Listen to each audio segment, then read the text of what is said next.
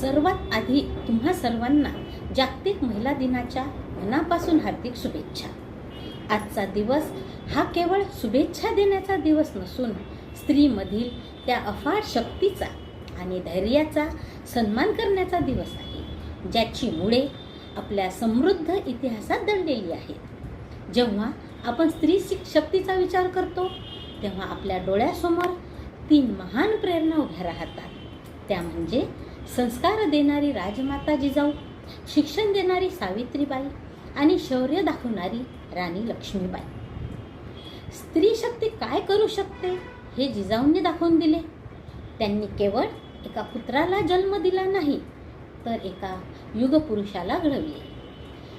स्वराज्याचे स्वप्न प्रत्यक्ष उतरवण्यासाठी त्यांनी शिवाजी महाराजांना तलवार आणि न्याय या दोन्ही गोष्टींचे शिक्षण दिले.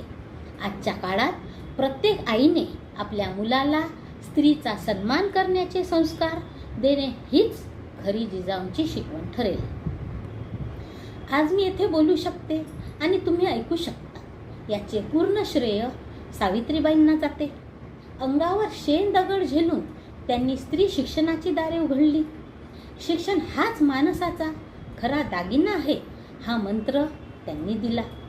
सावित्रीच्या लेकींनी आज साक्षर होऊन चालणार नाही, तर आपल्या हक्कासाठी जागृत होणे हे फार गरजेचे आहे. जेव्हा स्वाभिमानाचा प्रश्न येतो तेव्हा राणी लक्ष्मीबाईचे नाव अग्रक्रमाने घेतले जाते.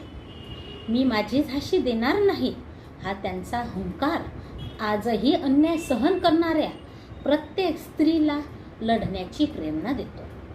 संकटात रडत न बसता तलवार हाती घेऊन लढण्याचे धाडस त्यांच्याकडून आपण शिकले पाहिजे.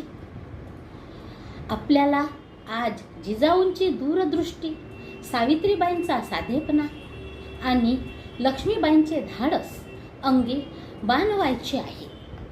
समाज आणि मानसिकता बदलण्याची सुरुवात स्वतःपासूनच करा. स्वतःचे अस्तित्व सिद्ध करा आणि अन्यायाविरुद्ध आवाज उठवा.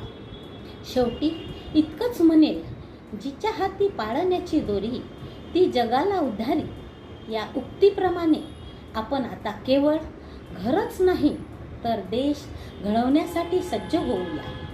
तुम्हा सर्वांना महिला दिनाच्या पुनश्च शुभेच्छा. थँक्यू.